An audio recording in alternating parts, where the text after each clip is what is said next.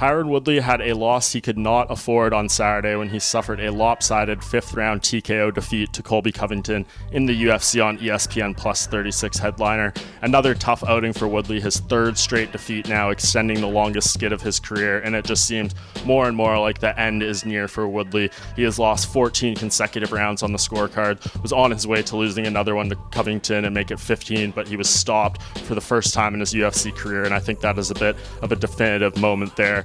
We don't know what happened with the fight-ending injury exactly, but it's clear that in some ways Woodley's body is starting to betray him at this point in more ways than one. So for him, I think he definitely needs to take Dana White's post-fight advice and definitely think about what the future holds for him. He is 38 years old. He has accomplished a hell of a lot, but it seems like at this point he is more or less being figured out by his opponents, really struggling to get any sort of consistent offense going in these past three fights. Granted, they're against the very, very best welterweights there is right now, arguably the top three, so no shame in those losses, but for anyone who knows Tyron Woodley, he is a guy who wants to compete at that highest level of the sport. He wants to be fighting for championships, main events, and it seems like with this defeat, he is definitely out of that picture for the time being. Should Woodley want to continue? Yes, there's many welterweights that would present interesting matchups, but those guys are all hungry and they would want to be making their name off Woodley. If he doesn't want to hang up the gloves, definitely some serious considerations need to be made for how he is preparing for these fights, what he's doing in terms of strategy, and how he can make